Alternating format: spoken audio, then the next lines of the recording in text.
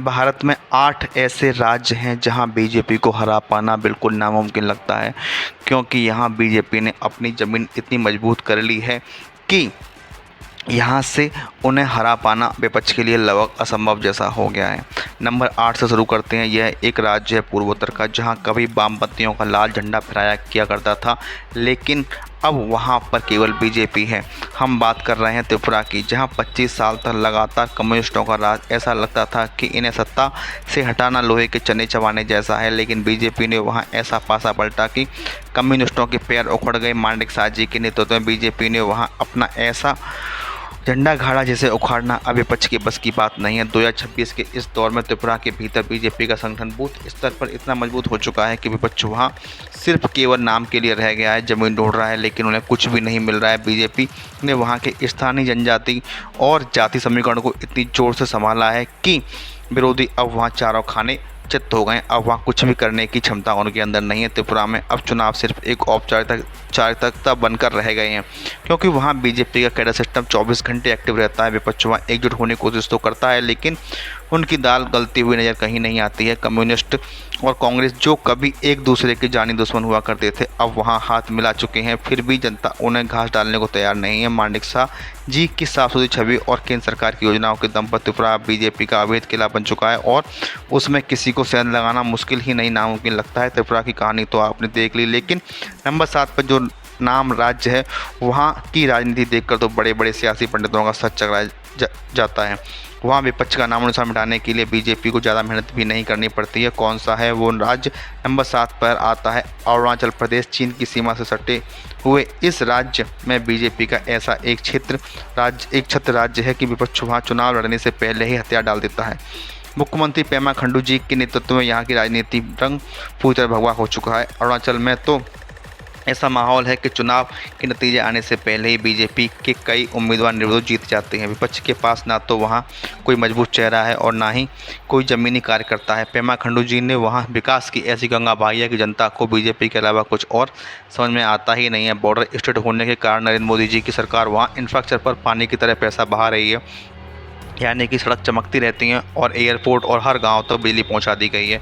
लोगों का दिल जीत लिया है। विपक्ष यहाँ सिर्फ एक सोशल मीडिया पर बयानबाजी करता नजर आता है। ज़मीन पर उनका सुपड़ा साफ बिल्कुल हो गया है। अरुणाचल प्रदेश में बीजेपी को हराने का ख्वाब देखना बिल्कुल भी समझ में नहीं आता, और विपक्ष यहाँ कुछ भी नहीं कर पा रहा है। जनता को अच्छी तरह पता है कि डबल इंजन की सरकार के क्या फ़ायदा होते हैं, इसलिए 2026 में अभी वहाँ बीजेपी की पकड़ चट्टान से भी ज़्यादा मजबूत है। अरुणाचल का यह देखकर अगर आप हैरान हैं तो ठहरिए। नंबर 6 पर वो राज्य है जहाँ विपक्ष को लगता था कि वह राजा है, लेकिन बीजेपी ने उनके ही घर में घुसकर ऐसी पटकनी दी कि आज तक संभल नहीं पाए हैं। सोचें कौन सा राज्य हो सकता है। नंबर 6 पर छत्तीसगढ़। याद करिए वो कौन सा दौर था कांग्रेस, याद करिए वो कांग्रेस का दौर था। कांग्रेस को लगता था कि छत्तीसगढ़ उनका परमानेंट एड्रेस बन चुका है, लेकिन बीजेपी ने पिछले चुनावों में ऐसा अंडर करंट चलाया कि कांग्रेस के बड़े बड़े सूरमा ताश के पत्तों की तरह ढह गए। आज 2026 में मुख्यमंत्री विष्णुदेव साय जी के नेतृत्व में बीजेपी ने छत्तीसगढ़ को अपना गढ़ बना लिया है, जहां दोबारा जमाना पैर विपक्ष के लिए आसान नहीं होगा। और विष्णुदेव साय जी ने आते ही आदिवासियों और किसानों के लिए योजनाओं का ऐसा पिटारा खोला कि ग्रामीण इलाकों में बीजेपी की पैठ इतनी मजबूत हो गई कि उसे ढहाना अब पॉसिबल लगता नहीं है। धान का बोनस हो, महतारी बंधन योजना हो, बीजेपी ने हर घर में अपनी जगह बना ली है। कांग्रेस वहाँ आपसी गुटबाजी से ही उभर नहीं पा रही है। एक नेता पूर्व में भागता है, दूसरा पश्चिम में जाता है। जनता को समझ आ गया है कि विकास सिर्फ बीजेपी के राज्य में ही मुमकिन है। नक्सल बाद पर कड़े प्रहार और बस्तर के इलाकों में पहुंचती बुनियादी सुविधाओं ने बीजेपी के पक्ष में ऐसा माहौल बना दिया है कि अब वहां बीजेपी को हिलाना किसी के बस की बात नज़र नहीं आ रही है। छत्तीसगढ़ में तो बीजेपी ने अपनी जड़ें गहरी कर ली, लेकिन नंबर 5 पर वो राज्य है वहाँ के मुख्यमंत्री तो विपक्ष के लिए किसी बुरे सपने से कम नहीं है। वह सुबह उठकर ऐसा बयान देते हैं कि विपक्ष का ब्लड प्रेशर बढ़ जाता है। जानते हैं वो कौन है? नंबर 5 पर आता है असम। पूर्वोत्तर का सबसे बड़ा और सबसे महत्वपूर्ण राज्य। यहाँ मुख्यमंत्री हेमंता बिस्वा शर्मा जी का नाम है। विपक्ष के पसीने छुड़ाने के लिए काफ़ी है। हेमंता बिस्वा शर्मा जी की आक्रामक राजनीति और गजब की सोशल इंजीनियरिंग ने असम में कांग्रेस को वेंटिलेटर पर ला दिया है। 2026 की जमीनी हकीकत यह है कि असम में बीजेपी विरोधी वोट पूरी तरह बिखर चुके हैं। हेमंत बिस्वा शर्मा जी ने वहां डेमोग्राफिक चेंज और घुसपैठ के मुद्दों पर इतनी प्रखरता से उठाया है कि बहुसंख्यक समाज आंखें मूंद कर बीजेपी के साथ खड़ा हो गया है। विपक्ष के मोर्चे पर भी असम में अभूतपूर्व काम हुआ है। काजीरंगा से लेकर गुवाहाटी तक सड़कों और पुलों का जाल बिछ चुका है।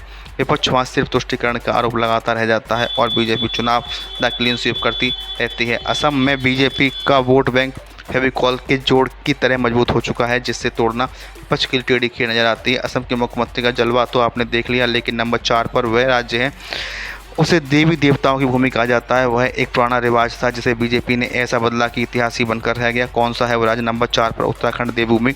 उत्तराखंड में पहले एक रिवाज था कि 5 साल में जनता सरकार बदल देती थी, एक बार कांग्रेस एक बार बीजेपी, लेकिन मुख्यमंत्री पुष्कर सिंह धामी जी ने इस रिवाज की ऐसी हवा निकाली कि विपक्ष आज तक अपना सिर खुजला रहा है।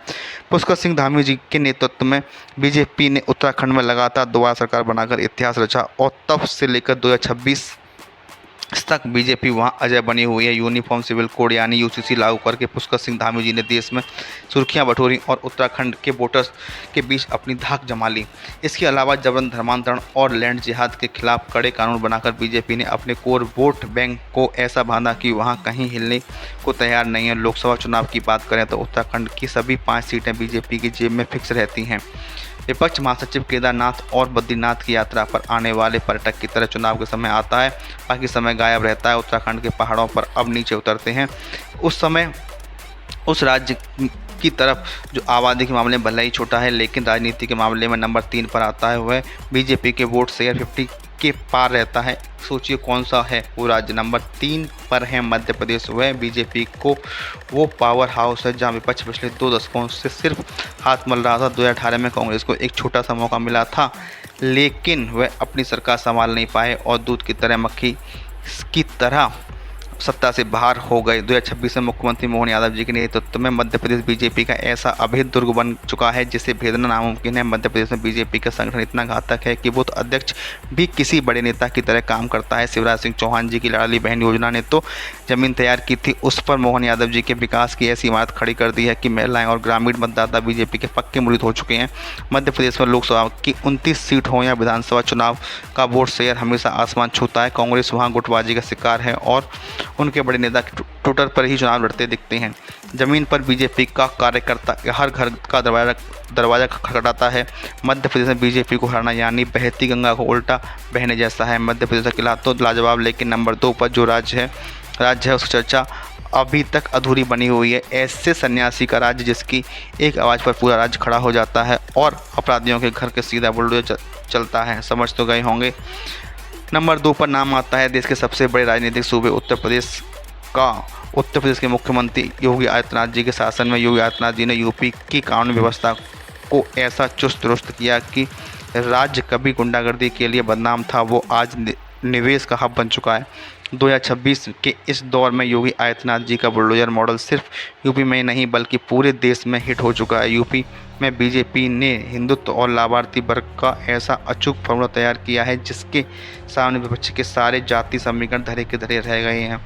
मुफ्त राशन, पक्के मकान और अपराधियों पर सख्त कार्रवाई ने आम जनता के मन में बीजेपी के प्रति अटूट विश्वास पैदा कर दिया है। विपक्ष चाहे जितने भी गठबंधन बनाने, लेकिन यूपी की 80 लोकसभा सीट और विधानसभा बीजेपी की विशालकाय वोट बैंक को हिला पाना उनके लिए लोहे के चने चबाने जैसा हो गया है। यूपी बीजेपी का संगठन इतना चाक चौबंद है कि बीजेपी की हर चाल वहां आते ही ढेर हो जाती है, आते ही बढ़ जाती है। विपक्ष की चाल आते ही बढ़ जाती है। यूपी के इस महाकाल को देखने के बाद अब बारी नंबर 1 की वह राज्य है जहां प्रधानमंत्री नरेंद्र मोदी जी और गृह मंत्री अमित शाह जी आते हैं। वहां तो बीजेपी को हराने की बात सोचना भी गुनाह माना जाता है। चलिए रुक करते हैं नंबर 1 का। नंबर 1 पर है गुजरात बीजेपी की अल्टीमेट किला, यानी बीजेपी का एक ऐसा अवैध किला जिसे भेद पाना असंभव है। पिछले 30 सालों से गुजरात में बीजेपी का एक ही छत्र राज्य है।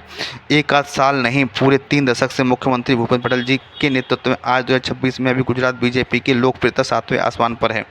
गुजरात बीजेपी की वह प्रयोगशाला है जहां विपक्ष का संगठन के ढांचे पूरी तरह आईसीयू में जा चुके हैं। वहां कांग्रेस हो या आम आदमी पार्टी, चुनाव आते आते उनकी सांसें फूलने लगती हैं। नरेंद्र मोदी जी और अमित शाह जी का गृह राज्य होने के कारण गुजरात की जनता के दिलों में बीजेपी के लिए एक अलग ही जज्बात है। वहाँ का व्यापारी वर्ग हो, युवा हो या महिलाएं, हर कोई बीजेपी की नीतियों पर आंख मूंद कर समर्थन करता है। गुजरात में बीजेपी का वोट शेयर और सीटों की संख्या देखकर विपक्ष के हौसले हमेशा पस्त हो जाते हैं और वह चुनाव लड़ना विपक्ष के लिए सिर्फ एक जमानत बचाने के जंग बनकर रह गया है। गुजरात में बीजेपी को हराना मतलब सूरज को दिखाए गए आईने जैसा है।